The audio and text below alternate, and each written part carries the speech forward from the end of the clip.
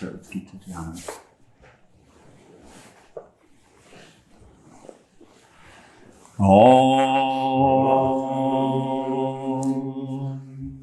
O Bhagavad Gita, by which Arjuna was illumined by Lord Krishna himself, and which was composed of 18 chapters from within the Mahabharata by the ancient sage Vyasa. O Divine Mother, destroyer of rebirth, who showers the nectar of oneness upon us. O Bhagavad Gita, my affectionate mother, on thee I meditate. All the Upanishads are the cows. The milker is the cowherd boy, Krishna. Arjuna is the calf, and people of purified intellect are the drinkers. My salutations to the Lord, who is the source of supreme bliss, whose grace makes the mute eloquent and the crippled cross mountains. Hari Om Tat Sat. Okay. So, the yoga of the divine and the demoniacal estates, places, inner worlds. Yeah. So, we were discussing some yesterday, destiny and how it's really the inner, the bhava, that determines where one is going in this life.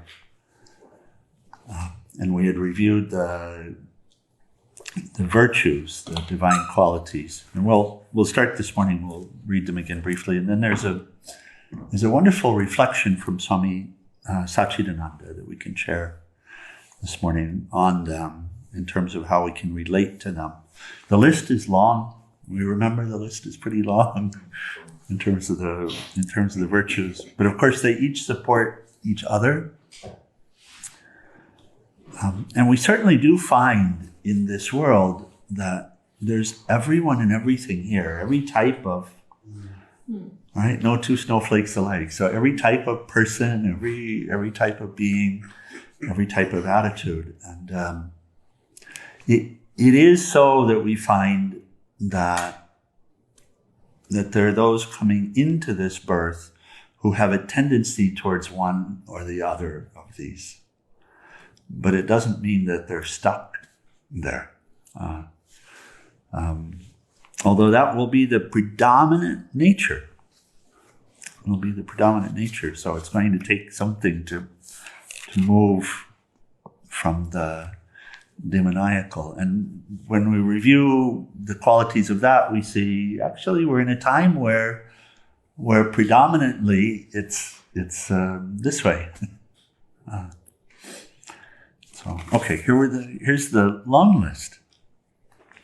Just to start here. Blessed Lord said, Arjuna, these are the qualities of those who will attain a divine state.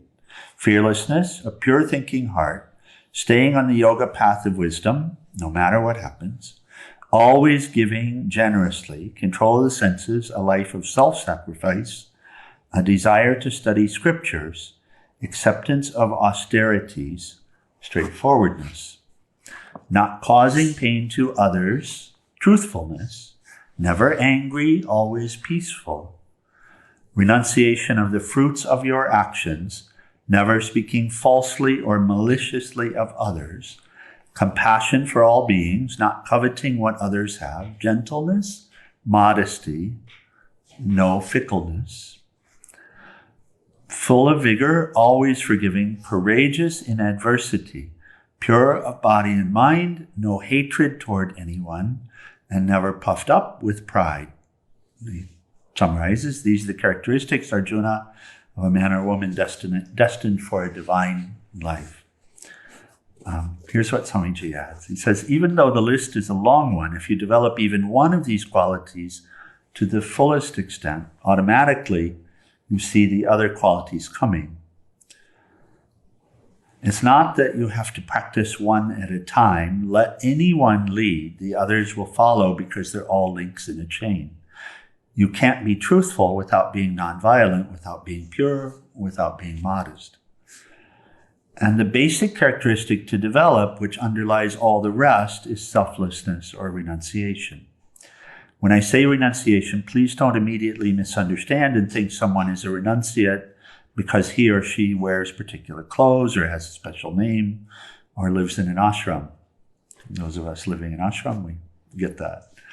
These are not the true signs of renunciation. You can live in an ashram but still be very much attached to your own room, your own mat, your pillow, or your own altar.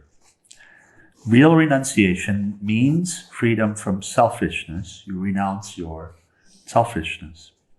Once that is achieved, you won't be bothered by anything. Wherever you are, you're at home. Nothing will disturb you. A true renunciate won't be angry at anybody, won't hate anybody, won't be afraid of anything. It's the attachment that causes fear. Because of attachment, you want to possess things. Anxiety about trying to get something is in your mind. The doubt whether you will get it or not is also there. People often say, I'm afraid I'm not going to get it. Sometimes you get something and then you're afraid of losing it. You have it, but now you think, how can I protect it? Suppose somebody takes it away from me. Even before you got it, you were afraid of losing it. And both fears are due to attachment only. Renunciation doesn't mean that you negate everything, that you're indifferent and run away. No, it's just being neutral. Simply love everyone and everything and do everything without attachment. It's like taking photographs on uncoated film. He takes a little time with this analogy, so if we can relate. Imagine if instead of putting sensitive film in your camera, that's high ISO, if anybody remembers that stuff, you put in an ordinary microsheet and start taking pictures. You won't get any impression. It's the sensitive coating on the microsheet, on the film, that keeps the impressions. Then when you develop it, the impressions get fixed. It's simple photography. If the film in your mind isn't so sensitive, you can enjoy taking pictures, but nothing will get fixed there. But if the film is very sensitive because of your attachment, you will get a lot of snapshots. Some people are too sensitive. If they see something for even a second, they can't forget it. They go home and develop it. And then like this, I must get it. How can I get it? Oh, how I would love to have it. Or remember, the opposite is the same. Oh, that was terrible. I have to stay away from that. I can't see that again. He says it's all a darkroom business. You take the picture in a dark place, the camera, and then you develop it and fix it in the darkroom. Once it's fixed, even if you bring it into the light, it remains fixed. Then you're really in a fix, he says. And it's all caused by the minute coating of sensitivity, which is composed of selfishness. I want it, I must get it, I come first. And so he says it's an ego sensitivity. That's really the disease, the cause of the disease that we suffer from. When that ego is gone, all the divine qualities are automatically there in you. The ego is the root cause of all of the troubles, but sometimes when a tree has grown too big, you can't immediately uproot it. So you put up a ladder, climb up and chop off the branches one by one. You can relate here. To remove most of the tree. Then cut the side roots, dig a big trench around it, tie a rope to it, ask somebody to pull from the other side, then finally cut the top root, the ego. That's why Krishna says here, if you can't go immediately to the very root, then chop away little by little until you get to it. Here, and then he gives the demonic traits by comparison. Does that resonate in some way? Is it? Yeah. Really, cultivation of virtues are getting at the root, whether it's one or multiple. We have in our spiritual diary, we have the daily question of what virtue am I working to cultivate and what vice am I working to overcome? And it's really just to have that. When you have that knowledge, when you see it, and you're not down on yourself, it's not about that. Wherever you are, and it's perfect where you are, but you are going someplace. Whatever, you are going someplace. You will either get bound more deeply or you will work towards freedom. And of the two, I advise freedom. Because that's where what you're seeking is. That's where you know it. That's where you find it. You find it in yourself, but only by being free of the tendencies that are limiting you. And the tendencies that are limiting you are all coming from this taproot, what he said, of ego. And so we're going somewhere. We're either going deeper into the darkness or we're coming into the light. And so if we know intentionally that we're coming into the light and we set sail and we keep in mind and we remember what it is that helps us to go towards the light, and here's the virtue that I'm wanting to cultivate, and I remind myself of it. Setting the intent is really everything, as long as the intent is strong, right? Trina, we have a fun one. Most everyone here knows it, but we can all do. If you place your hand on anything, you can place it on your leg, and now lift the hand. Yeah. And then this funny question, and you can lift it and you can look at it, you can turn it, look at it. How did you do that is the question.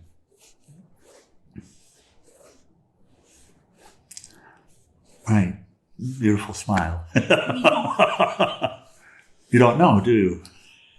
Right. Yeah. What you know is that you have an intention of it. Right? Mm-hmm. And nothing else, you don't know anything else about it. And when you look at it, it's the most mysterious thing, because this is what we do. We set an intention. And then the universe is what's doing. Because all of this, the energy is not your energy. Prana is universal. The intelligence is actually universal. All of this movement of the muscles and the muscle structures themselves, the flesh, it's all universal. And nobody really has the awareness of the individual muscles moving, or even is aware of doing it, or is aware of having learned it. Like at some point when I was a baby, I learned how to move this muscle and this muscle and this muscle. No, you won't talk with anyone that did. Right? So, but what you do know is you set the intent to do it. Willpower comes into play, because if there's resistance, say something's on top of the hand, you've got a book on top of the hand or covers on top of the hand, whatever, or there's a resistance from tamas, lethargy. You're lying in bed and you want to get up, and it's as if the body doesn't want to move. So intention, but then willpower. How strongly do you want it? And that's a matter of bringing the awareness in more clarity towards it, focusing your awareness, and finally it may move, right? Mm-hmm. So these are actually the forces that we call on in order to rise up or to go down. So setting the intent is the most important thing. And of course, we don't get full and complete success the first time. If you're wanting to cultivate even-mindedness, right? And you're with these kids, and the kids can be rowdy, and they all have these temptations and all of this that they're dealing with. And so you may feel disturbed by what they do, but you want to cultivate even-mindedness. You want to see the divinity in them. You want to see what they're working with, have a positive attitude towards them, and see their potential, not their current problems, yes? Mm-hmm. Let's say you want to cultivate that. it's the same as raising the hand. You simply set the intent to do it. You set it strongly. You speak, and you do that by speaking to yourself inside, And then, of course, the next day you'll fail, right? Mm-hmm. But the universe will do this for you. It will help you to be stronger. So it'll push the buttons, and maybe you pass the first few, but then it'll push a little harder, and eventually you'll fail, right? And what do? You set the intent again,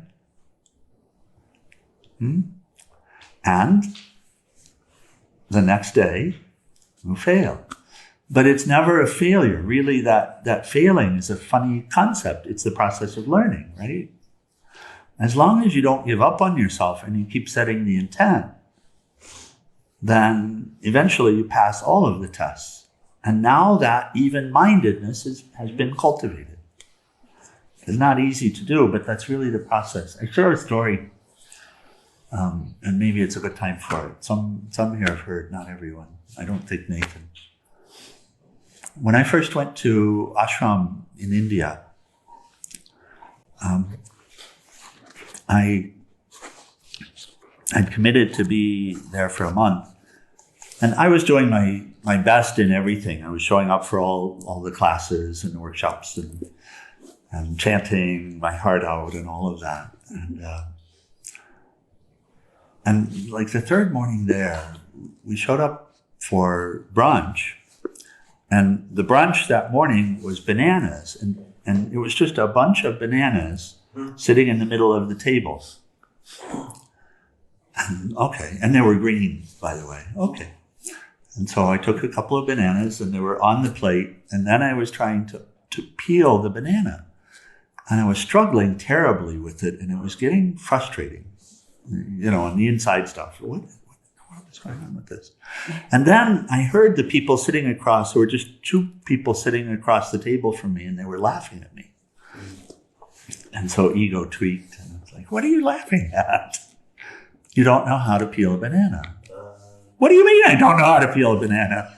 And then they say, well, it's obvious. So with all of my hurt, I still said, well, how to peel a banana then? And they said, well, you have to peel it the way the monkeys do. Look around, there are no monkeys there. Would you tell me? And here's what they told me. And then they showed me. They took the banana, and to my way of thinking, they turned it upside down. And then, because I never had any idea that you would peel a banana other than from the stem end, which I called the top. And so they turned it upside down and just put a little bit of thumbnail into that skin and it peeled right off. And I tried it, and it was the most amazing thing. And I'm like gobsmacked because I never had any idea there was anything like this. But I resolved on the spot. I told myself I will never peel a banana the wrong way again. And so I saw the picture of how to do it. But then the next time I picked up a banana, it was a few days or so later. What do you suppose I did? Went for the top again. Yeah. Yeah, and these were ripe, so I didn't even realize it. But later on, I realized it. Later on, I remembered, oh my God, I forgot. And I set the resolve again. I don't want to do that. I want to do it the right way. Through grace, every now and then, I would pick up a banana and it would be either too ripe, overripe, or not ripe. I say through grace because that would help me to see, right? I would try my way, my old way, and it would fail. But then that helped me to remember, because that frustration, that little bit of frustration that arose, there's something like this, there's something, and then I would remember, right, and do it the right way. And then one day, months later, I had the Zen moment, which is I picked up a banana and I looked at it, and without the tendency to go towards the stem, I looked at it and then knew to peel it from the quote-unquote bottom. And then after some time further, there was a new habit. And now, if somebody hands me a banana, I'll automatically peel from the other end. So, and I reflected back on that. At the time, it was just a funny thing. But then reflecting back on it, that's it. That is the process. That's exactly the process for learning any new behavior. And if you want to cultivate a virtue, this is the same thing. You just take that strong resolve, right? You set the goal clearly. You say, this is what I'm going to do. You don't berate yourself because it's a process. People say it takes time. No, it doesn't take time. It takes the resolve. That's all. And then in time, you'll have it. In time, you'll have it, whatever it is. But what's helpful is to keep it here, right? To set it as a goal and to keep setting that intention, whatever it is. And then you'll get it.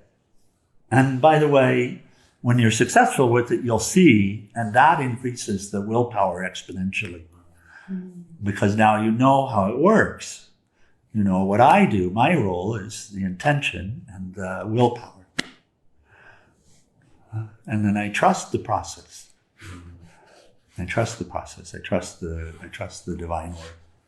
I trust the universe to do their part. That reminds me of replacing bad habits with good habits. That's it. That's it. It's exactly that. And bad habits generally are the self-centered ones. Yeah.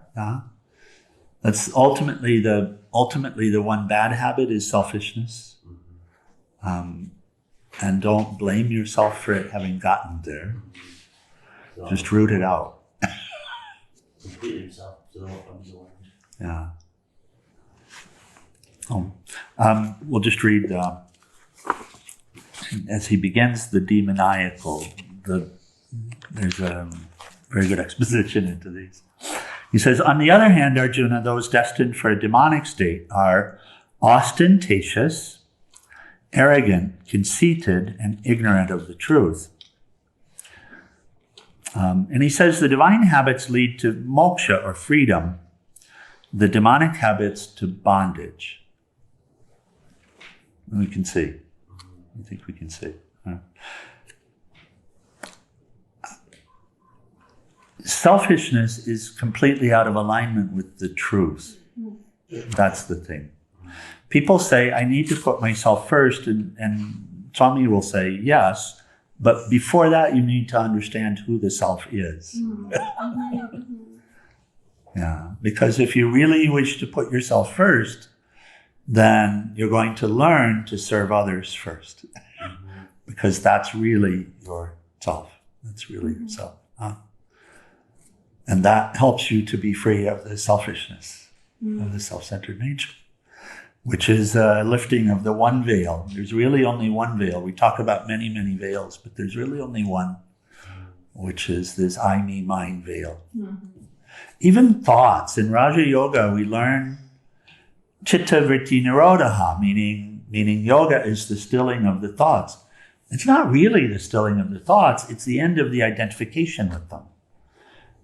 We have the funniest experience, Trina. And dear, it's the funniest experience.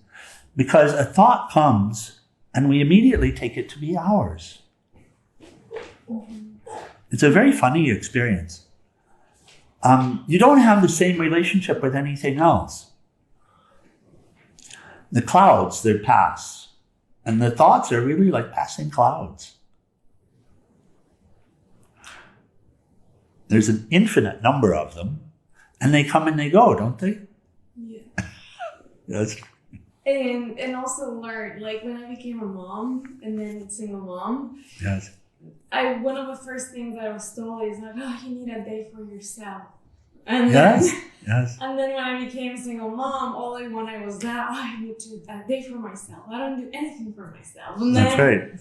And then it was just, I realized later, it was just my mindset, and it was It's just no the separation. mindset. Now that thought doesn't even come to, because I don't feel the need. I don't feel separation. I don't feel like I need things for myself. It's just, and I cannot point when it changed. I do think it's when I started understanding the concept of no separation. Yes. And really feeling okay, being in the present, that really helped me, because then I was just happy with whatever, so I didn't really feel the need of doing things that I thought were for me. Yeah, absolutely.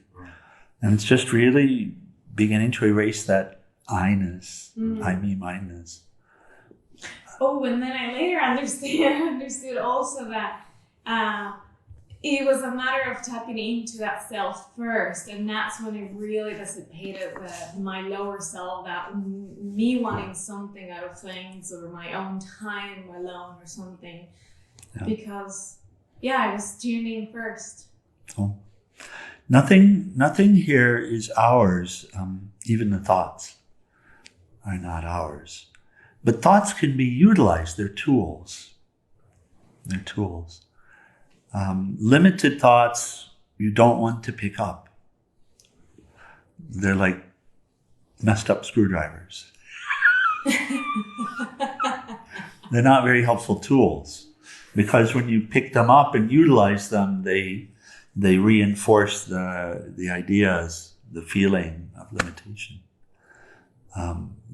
But the virtuous thoughts are very good tools. Neither one of them are you. Neither one of them are yours. Well, what about, because a lot of times I'm always thinking of creative things to do later, and those feel like that. They're my thoughts, because I'm always thinking of something that happens. Well, they become as if your thoughts, when you develop a personal relationship with them, when you cultivate them, when you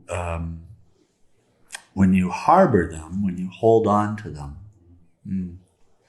when you identify with them, they're never yours, but as if they are. As if they are. But again, you're far better off in the neighborhood of selfless, virtuous thoughts. Far better off there. Even if you take them to be yours, then eventually you take yourself to be divine. And you'll find that to be helpful. Because when you cultivate thoughts such as, I love all, I serve all, I am not bound, I'm not afraid, then those thoughts, even if you identify with them for a while, you still will have found them helpful, good tools. But the ones that are self-centered, I need to do this, I'm going to do this, I can't do that. I can't wait to do this. I can't wait for this. Those are so limited thoughts. So limited thoughts. There's a Rumi quote that comes, which is, he speaks of fear. Fear is a feeling and is a thought, he says. Fear is the darkest neighborhood, the worst neighborhood, and you deserve better.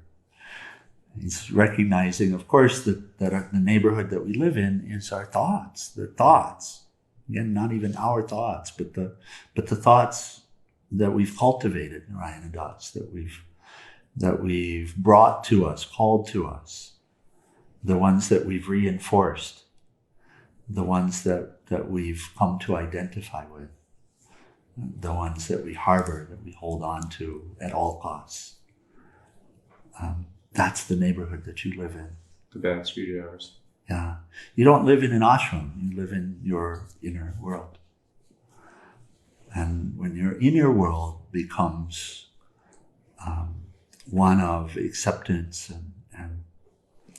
and well-wishing, beneficial thoughts for all, then you live in an ashram. May I ask a question? Yes. Please. Please do.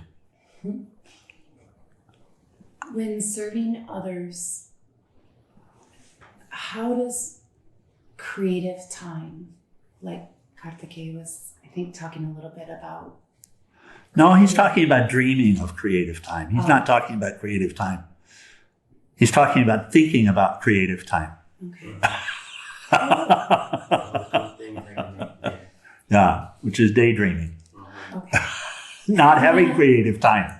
Slay Daydreaming. You see the difference? Yes. Okay. So it sparks in me creativity and this feeling of needing to have creative time, actually creating. How does that fit into serving others, or is that just when there's an unhealthy balance and that's an outlet? Whenever you need to have something, you're in a state of denial and suffering. Whenever you need to have something, that means I don't have it now, that's victimhood. Because needing to have something, first of all, you don't need anything because you are the divine. You are spirit. You're not this body. You're not these thoughts. You are eternal. Everything that you wish for is inside of you. It's not outside of you. It's not in any object here. You can't get it. You already are it. And it's by unveiling, unwrapping, letting go of the limitations that you've taken on to yourself. And one of the biggest ones is the idea that you are apart from it. Because whenever you take yourself to be apart from it, this is all thought stuff. This is all in the mind. The idea that I'm apart from something or I have what I need, just mental states. Mm-hmm. And would it be the same if it doesn't feel so mental, but it actually is like noticing that when I'm able to create, I feel better? Everyone will have something they like and something they don't like. And like you're going to equate to I feel better when I have what I like. It's pleasant. And don't like is equated to when I don't feel good and it's unpleasant or painful. That's raga dvesha. Those are on the surface fine, except when you long for one and have an aversion to another, those are mental states that veil. They cover. What do they cover? They cover your own self, which is what you've been seeking. When you have something that you do, that you enjoy, how do you know you enjoy it? Generally speaking, you feel good. Why do you feel good? You think that you feel good because you're doing the thing. But that's a false notion. It's a false idea. The reason why you feel good is because your mind is single-pointed. And so that good feeling is related to an experience of yourself with the mind being out of the way for a period of time. Mm-hmm. So creativity for you might be drawing or writing or painting. Could be that.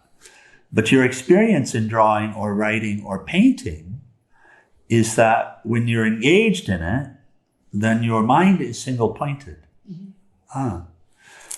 And so you'll see that your best experiences, and this will be true for every single person, your best experiences will be the ones when the mind is single-pointed. How do you know? When you're not thinking about yourself, when you're not thinking about what you need or what you lack, when the mind is quiet and undisturbing, that experience is an experience of capital S self.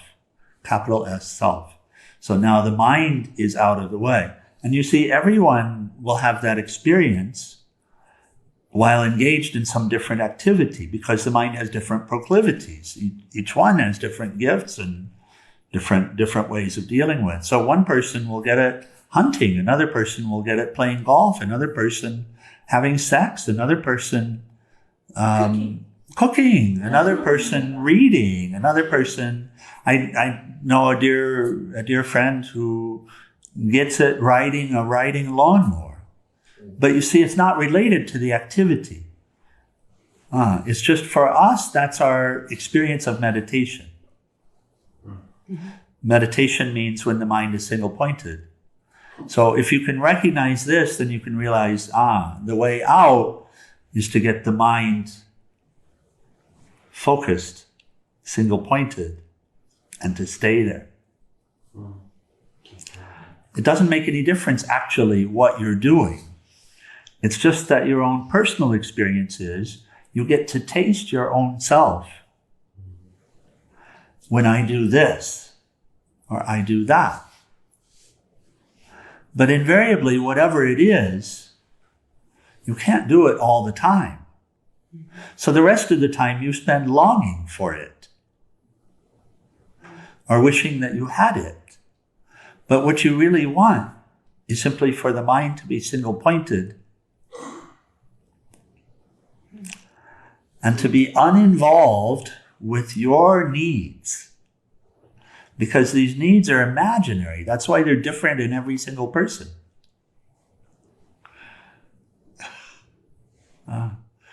So what we're really working to do as yogis in spiritual path, whatever is the spiritual path, is get our mind under control and focused and single-pointed, and get it out of the imaginings. And when it stops imagining, happiness being somewhere, if only, if this person would leave me alone, if they would be quiet, if I were able to do this right now, I would be fine. Right now, I'm not fine. That says, right now, I'm not fine. That's all mental stuff. And it's veiling, it's covering. Does that make sense? Mm-hmm. Yeah. So what you're longing for is a state. And the idea is I get that state when I do this, what you're calling creative time. But creativity is natural. Creativity is natural. It's an expression of the self. And so there's something blocking it from flowing at any time other than the time that your own mind is set up and said, when I'm doing this. Mm-hmm. So if the activity helps single-pointedness,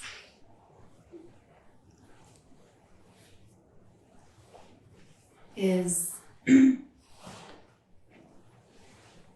right. I'm trying to think, what is my question? If it helps single-pointedness, can it not be used as a tool in balance? Not always, of course, or longing for it, but as a form of meditation. Well, it is a form of meditation, but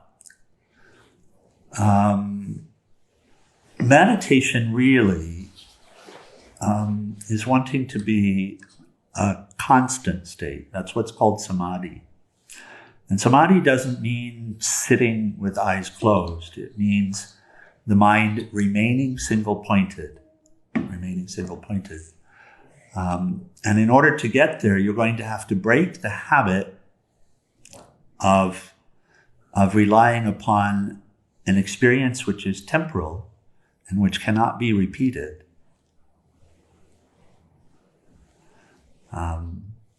Right now, there's an idea that I get it only when. That idea is killing you. It's killing that creativity. It's killing the flow. It's killing the capital S self because it continues to keep it hidden from you. So there's a false notion, which is that I am this. It's So that's the selfishness. Selfishness is not something to be judged. It's something that we're each dealing with. That I have a false notion of myself.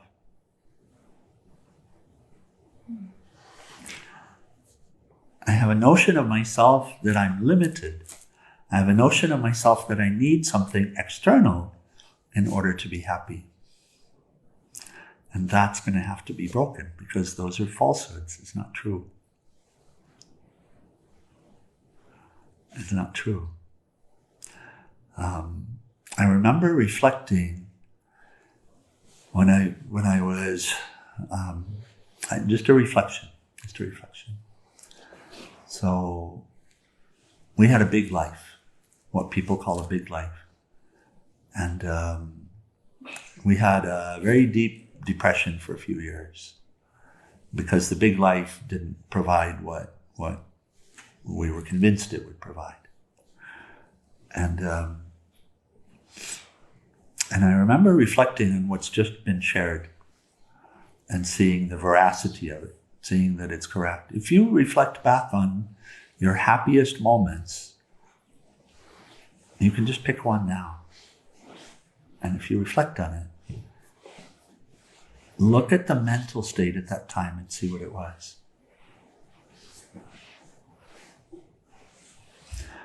It was absorbed.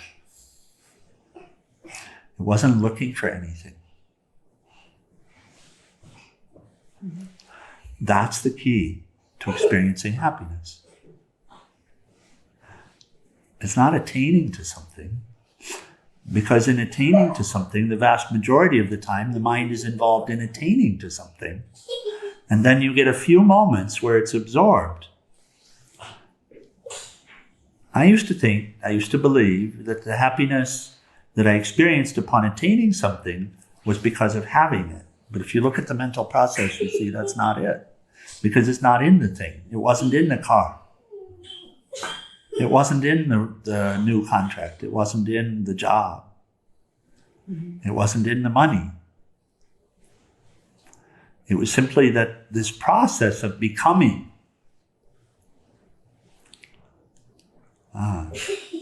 wraps up, involves the mind and all of the senses and all of the activities. And then you've achieved. And now you get a break from yourself. If you reflect on that, and then the question is, how can I get a break from myself all of the time? Once you see it, that becomes the question. How do I get a break from myself all of the time then? And the answer is to practice, to live in a way that helps this mind to become single-pointed. Not just now and then, not just when I'm doing, because you're bound to experience someone screaming at you. And you want your mind to be single-pointed then, because you don't want to constantly be reacting to everything that's happening. That's bondage, and it's terribly painful. You're always doing things you regret, and then you have to think about them. So, Paramahansa Yogananda says a yogi must be still in the midst of crashing worlds, and he's speaking of the mental state. Single-pointed, and whatever is happening around us. And so what we're cultivating really is the end of victimhood. The end of the need for someone to do something or say something or to praise us or to get out of our way or to give us something or to leave me alone so that I can have my time. This is really what it's about. Is learn an independence, being independent of the mind, being independent of what's happening. And this is where when we cultivate this is where the mind starts to become a friend instead of an enemy. Because when it's berating us and telling us how you don't give me any time, you don't do what I say, and if only, And that job, if we would have had that job instead of this job, how much better things would have been. And if I were living there instead of here, it would be wonderful. And if I just had more time for painting, that's Kartikeya's disease. If I just had more time for painting, if they would just leave me alone at the ashram and they weren't so demanding, if they didn't ask me for this, if they didn't expect, if I had money for my car, it would be so much better. You see how painful that is, Kartikeya? Well, it's painful not. It's painful to think about it, Kartikeya. That's the disease. Because as long as you're wrapped up in thinking about it, then you can't be happy. You've veiled yourself from it. As long as you imagine yourself to be missing something, then you can't have who you are. That's the thing. Are certain living situations can support, I know that's an external thing. Yeah. For certain personalities, like mine, I find that I benefit from structure. Yeah, we all benefit from structure. And accountability and structure, and having too much free time is not good for me. Correct, yeah. I get idle. Yeah. That's a beautiful observation. Everyone actually has that. But still, our mind will crave freedom. It's an imaginary freedom of doing what I want to do. But invariably, when it goes off there, if it doesn't have a center and doesn't stay centered, then it goes into imaginations and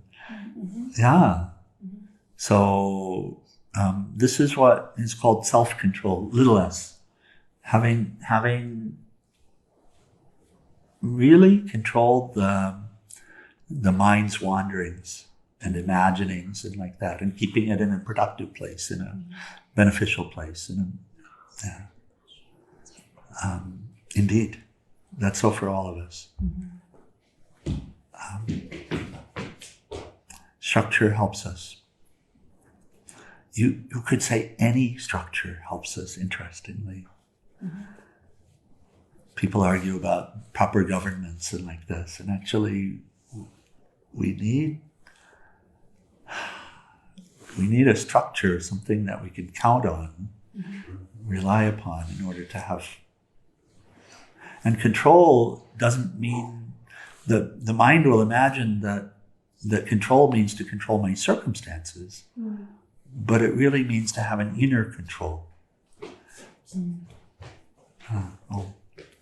Okay, we should break. It's a beautiful question. It's a good discussion. Thank you. Okay, we'll close final prayer now, the short version.